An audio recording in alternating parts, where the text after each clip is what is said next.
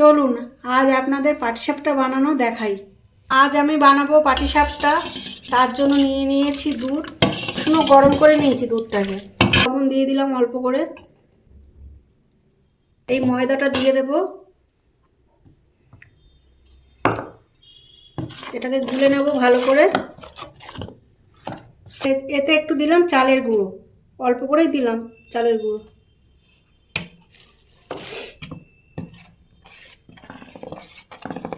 এবার দিয়ে দিলাম সুজি।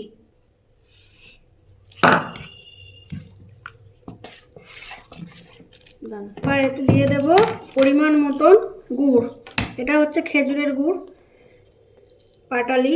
এবার এটাকে ভালো করে সব একসাথে মিশিয়ে নেব। এটা আমার ভালো করে মেশানো হয়ে গেছে, যেরকম হবে।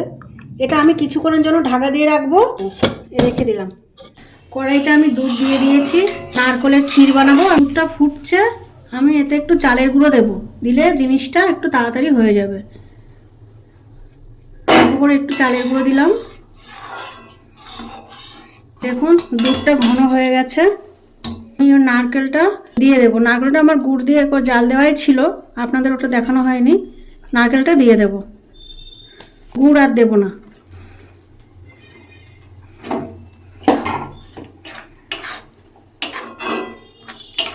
নারকেলটা আগে জাল দেওয়া ছিল, ওই নারকেলের মধ্যে আমি কটা এলাচ চিড়ে দিয়ে দিয়েছিলাম, দিলে সেন্টটা খুব ভালো হয়। আপনারা একটু দিয়ে দেবেন, কটা এলাচ চিড়ে দিয়ে দেবেন। আমাদের এই ক্ষীরটা জাল দেওয়া হয়ে গেছে, এটা এবার আমি নামিয়ে নেব। চাটুটা বসিয়ে দিলাম। এটা কিছুক্ষণের জন্য সেই ঢাকা দিয়ে রেখেছিলাম। এবার দেখুন এই জিনিসটা আরও গাঢ় হয়ে গেছে। এবার চলুন এটা বানানো যায়। আপনারা চাইলে ঘি দিয়েও বানাতে পারেন, আমি সাদা তেল দিয়ে বানাচ্ছি।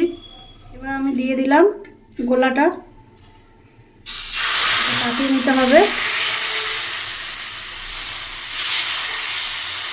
ক্ষীরটা দিয়ে দিলাম, দিয়ে ক্ষীরটাকে ভালো করে পাতিয়ে নিলাম।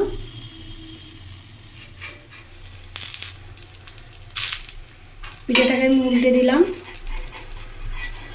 এরকম ভাঁজ করে। এই হয়ে গেল পাটিসাপটা। এইভাবে কটা বানিয়ে আপনাদেরকে আমি তারপরে দেখাচ্ছি।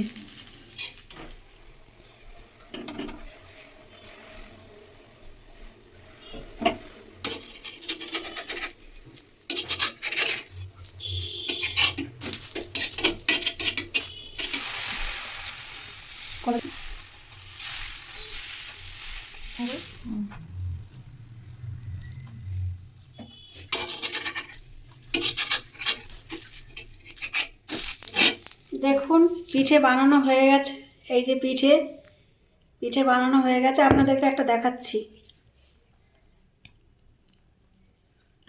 এই দেখুন, বাড়িতে সবাই এইভাবে বানিয়ে খেয়ে দেখবেন, খুবই ভালো লাগবে।